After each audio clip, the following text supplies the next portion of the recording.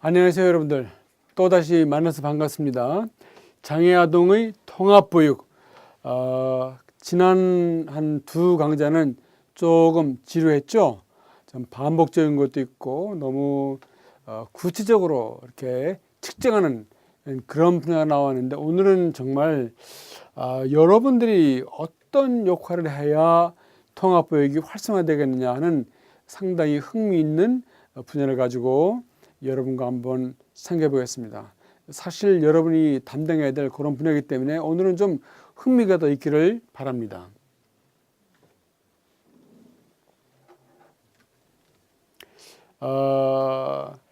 이제 교사의 역할을 얘기하자면 여러분들 하는 일이 얼마나 중요한가 하는 그 중요성 얘기인데, 보시는 대로 여러 학자들이 얘기를 합니다.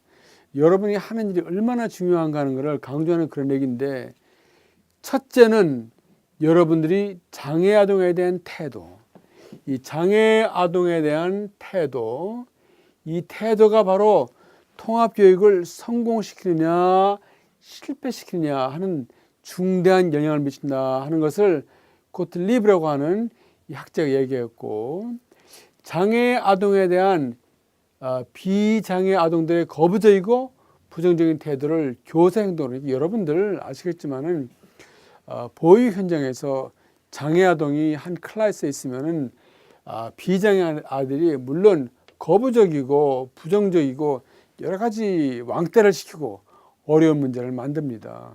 이런 문제를 여러분들이 정말 한 가운데 서서 개입하셔야 되고, 그 장애가 없는 비장애 아동, 일반 아동은 틀린 표현이죠. 비장애 아동들의 태도를 의미 있게 바꿔줘야 된다. 그러니까 교사 선생님들의 지속적인 관심, 뭐 비장애 학생이 있으면은 당연히 문제 있을 거 아니겠어요? 여러분들이 이걸 중간에서 책임져야 된다는 그런 얘기고, 또 동시에 교사는 비장애 아동들에게 긍정적인 모델이 돼야 된다. 그러니까 선생님들이 장애 아동들을 어떻게 대하는지, 어떻게 말하는지, 어떤 배를 하는지 하는 것을 보여주어야 된다.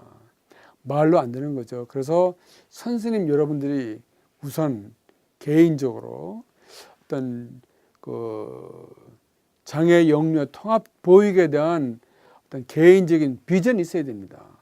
그런 비전을 가지고 스스로 여러분들이 실천하시는 그런 모델이 되고, 여러분들이 보여주는 그 긍정적인 태도가 상당히 중요한데, 결국은 처음부터 여러분들 이 분야의 전문가 아닙니다. 그러나 보수 교육이라든지 또는 내부 연수 교육, 이런 걸 통해서 여러분들이 장애 아동들에 대한 이해를 하게 되고, 장애 아동들을 어떻게 관찰하는 교육을 받게 되면 결국은 이런 교육받은 결과 때문에 장애 아동에 대해서 상당히 긍정적인 태도를 갖게 된다 하는 그런 얘기입니다.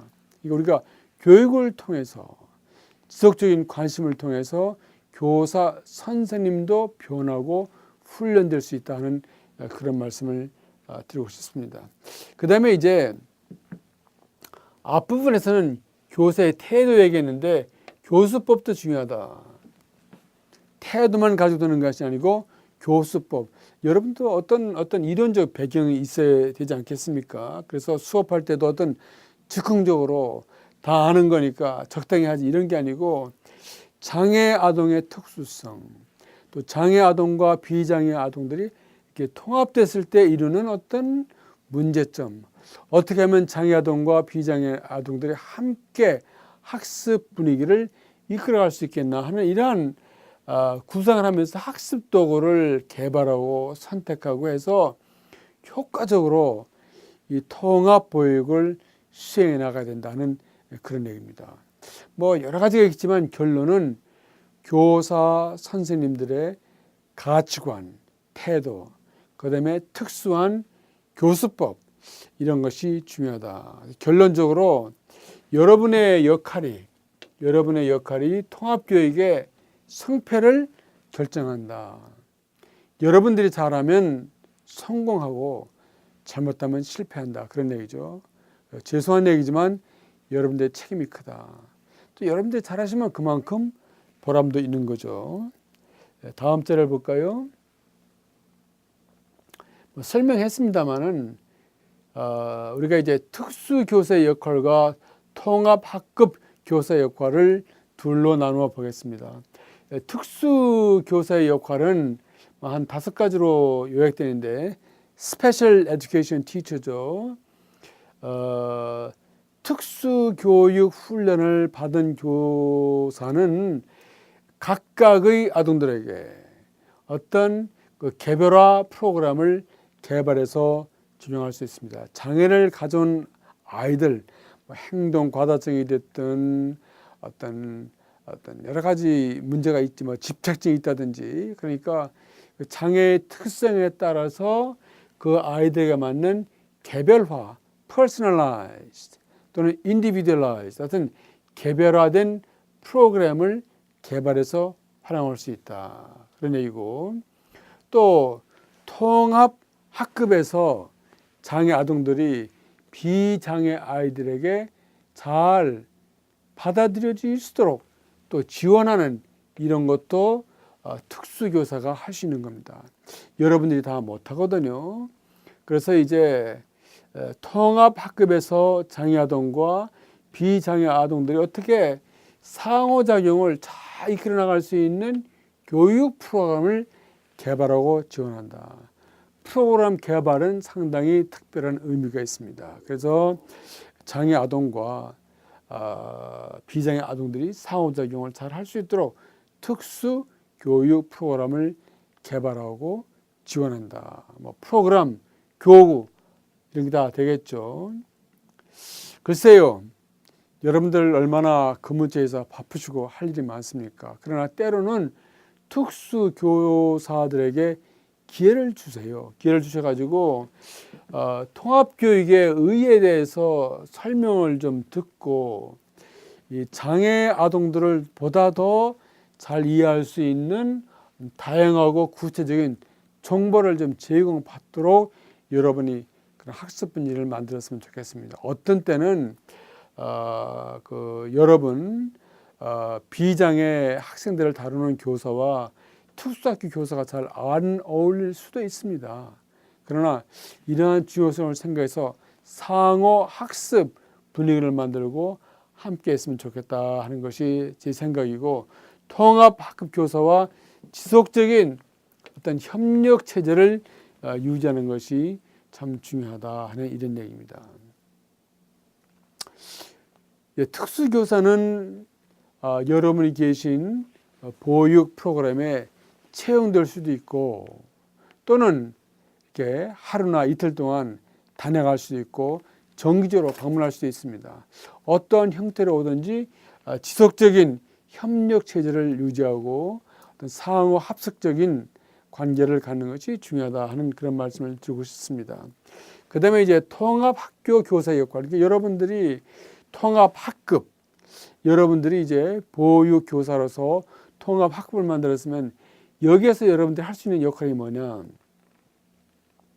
첫째는 늘 얘기하는 거지만은 장애 아동으로 하여금 학급의 한 구성원으로 잘 받아지도록 또 잘 수용될 수 있도록 지원하는 그런 역할을 해야 된다. 아까 그래서 여러분에게 이러한 학급의 통합보육 교사 선생님들은 좋은 롤 모델이 돼야 된다. 그런 말씀 했었죠. 그 다음에 장애 아동에 대한 꾸준한 관찰. 제가 지금까지 강의하면서 여러분들이 어떤 부분을 관찰하고 기록해야 되나 하는 그런 것을 말씀드렸습니다. 그래서 참 그런 관찰을 통해서 장애 아동들이 통합 보육 학급에서 의미 있게 학습에 참여할 수 있도록 여러분께서 다양한 교수법 또는 교구, 놀이 이런 것을 개발해서 활용할 수 있어야 된다. 그런 얘기죠. 또 한 얘기입니다만 장애 아동과 비장애 아동들이 항상 상호작용이 잘 이루어지게 하는 것이 중요하다. 아마 일하시다 보면 여러분 나름대로 특별한 방법을 개발할 수도 있겠다는 생각이 드는군요. 비장애 아동들이 장애 아동들을 이해하고 수용할 수 있도록 다양한 수업 활동을 전개한다. 여러분들이 한번 좀 생각을 해보시면 좋겠습니다. 어떤 악기를 사용한다든지 놀이기구를 사용한다든지 또는 장애 아동 가운데에서 목발을 짚고 오면은 아이들에게 목발을 한번 짚어보게 한다든지 뭐 그런 훈련도 하고 또 휠체어를 타고 오는 학생이 있으면은 그 휠체어를 한번 서로 만져보고 한번 타보기도 하는 그런 것도 하고 때로는 장애인 복지 서비스라는 프로그램을 함께 방문하는 그런 프로그램도 우리가 해볼 수 있겠습니다. 그러니까 학급 안에서만 한다 하지 말고 학교를 떠나서 할 수 있는 그런 것도 해볼 수 있겠죠. 마찬가지로 특수학급 교사와 지속적인 협력체계를 유지하는 것이 중요하다. 결국은 여러분들이 이런 것을 잘 할 수 있어야 보람이 느껴지고 여러분의 일이 쉬워집니다. 전문성이 없이 막 하면은 일이 억지가 되거든요. 여러분이 알고 어떤 이론적 기반에서 어떤 기술적 기반에서 접근하면 일이 쉬워지고 보람 있고 재미가 있어진다는 그런 얘기가 되겠습니다. 그럼 통합보육의 기본 요건은 뭐냐? 우리가 앞에서 다 정리한 거죠. 그렇지만은 이제 첫째는 장애의 유형과 정도 이런 거에 대해서 여러분들이 잘 아셔야 돼요. 이제 그렇게 하기 위해서 1강, 2강, 3강에서 이 장애 유형에 대한 이해, 장애의 개념 또는 장애를 어떻게 측정하나 이런 말씀을 드렸는데 모든 장애 아동들은 몇 가지 구비 조건을 전제로 통합교육을 받을 수 있다 하는 이런 신념 내지는 확신이 있어야 됩니다. 장애가 다양하지만 대한민국 보건복지법에서 규정하는 것도 16가지가 되지 않습니까?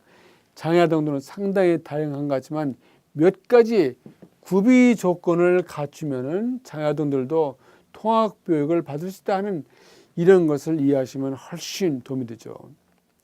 또 장애의 정도가 좀 심할 때, 중도일 때는 장애가 심할 수도 있죠. 이럴 때에는 장애 유형에 따른 특수한 교육 시설이나 치료 교육을 설비한 어떤 전문적으로 취급할 수 있는 전문가가 필요하다. 그래서 여러분들에게 어려운 중도 장애 아들의 통합 교육을 다 하라는 게 아니고 필요하면 거기에 맞는 특수 교육 시설이나 치료 교육 또는 전문가, 설비 이런 것을 다 제공해 드린다. 아까 말씀드렸죠. 이런 것을 위해서 보건복지부에서 또는 교육인적자원부에서 지원을 해준다는 말씀을 드렸습니다. 그것들 리드는 유명한 통합교육의 학자인데 이 사람이 하는 얘기는 학령 아동의 경우 통합교육의 대상이 되려면 IQ가 50에서 70 정도 수준이 되어야 된다. 한 90 넣으면은 일반 학교에 갑니다. 그런데 IQ가 50, 70 정도는 돼야지 이 이하는 안 된다. 아시겠죠? 요 정도가 돼야 어느 정도 비장애 아동들과 함께 상호작용하면서 조금 학습할 수 있는 그 분위기가 마련되지 이거보다 더 장애가 심하면은 본인에게도 다른 비장애 학생들에게도 너무 부담이 크다. 그래서 그 이유는 뭐냐면은 요즘은 중증이거든요. 중등도 또는 중도 이하의 지적 수준을 가진 정신지체자들은 과업 수행 능력이 아주 떨어지기 때문에 또래 아이들에게 부담을 준다. 참 어렵다. 그런 얘기죠. 또 너무 이 IQ 수준이 낮고 함께 상호작용할 수 있는 그런 기반이 없으면은 틀림없이 거부당하죠. 그러자도 문제가 많은데 정말로 통하지 않고 배우는 게 없고 지적 능력이 따라주지 않으면은 비장애 아동들에게 거부당할 수밖에 없다. 그래서 통합교육을 통해서 어떤 도움을 받기보다는 오히려 큰 역효과를 낼 수 있는 계기를 만든다. 불행한 일이죠. 서로 도움이 되자고 통합보육을 하는 건데 이런 걸 우리가 간과하고 억지로 막 갖다 붙이면은 어떤 역효과를 내는 어려움이 있다.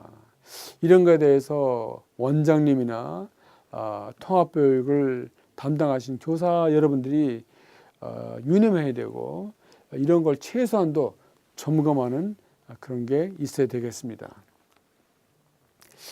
통합교육의 기본 요건을 두 번째 보면 비장애 아동과 장애 아동의 비율인데 여기에 대해서는 확고한 정보는 없다. 어떤 그런 얘기죠. 그러나 이제 여러분이 보시더라도 일반적 어떤 교육 관점에서 보면 장애 아동이 너무 많으면 힘들죠. 뭐 장애가 없다 하더라도 말썽꾸러기가 한 반에 2-3명만 있으면 얼마나 힘들겠습니까?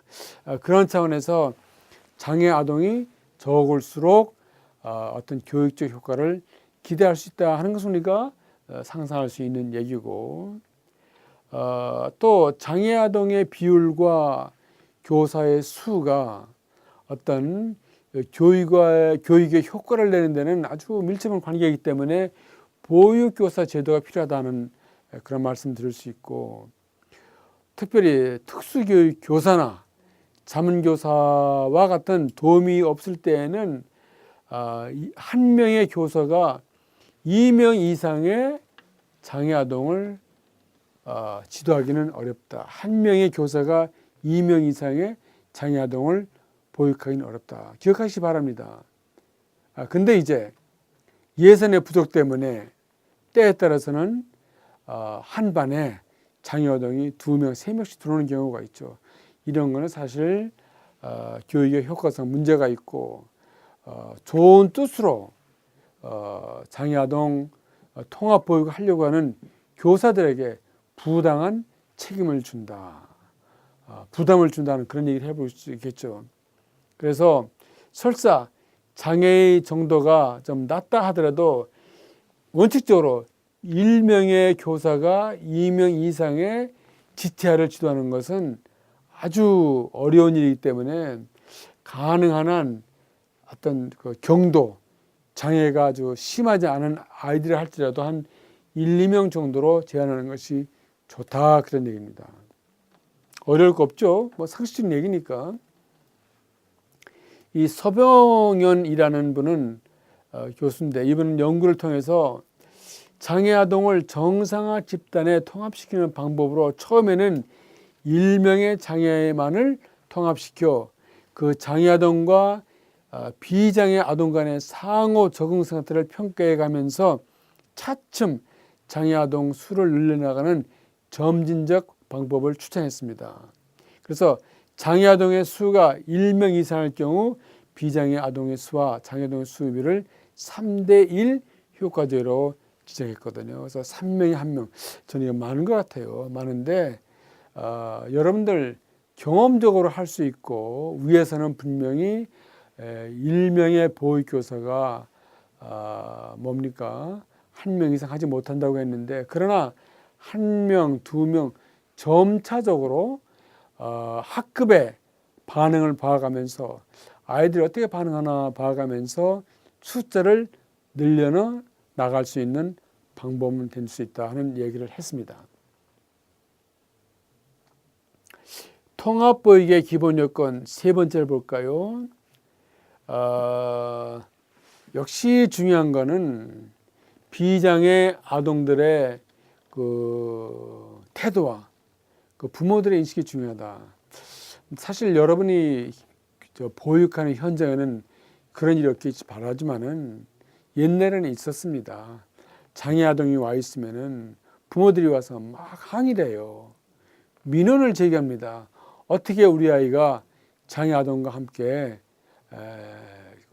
뭐라고 할까요? 같은 보육을 받느냐, 이런 것도 있고, 어떤 때는 사실 어떤 외국인 그 엄마를 둔 아이들이 보육 시설에 들어왔을 때 또 부모들이 와서 어떻게 외국에서 엄마가 외국인 부모의 아이들하고 같이 통합 보육을 하느냐 이런 얘기도 할 수 있고 그래서 사람들은 여러 가지 이유를 들어가지고 부정적이고 어떤 그 거부하는 태도를 가지고 함께 통합 보육을 하지 않으려고 합니다. 장애뿐만 아니라 다른 분야에서도 볼 수 있다. 그래서 사실 아동들은 큰 문제가 없어요. 없는데 부모들이 문제죠. 그래서 부모들이 아동들 너희 반에 목발 짚고 는 아이가 있어. 참 안 됐구나. 그런 아이들은 너희가 함께 일하면서 공부하면서 좋은 친구가 돼줘라 하고 집에서 얘기해야지 엄마들이 나서가지고 싸울 일은 아니라 그런 얘기죠.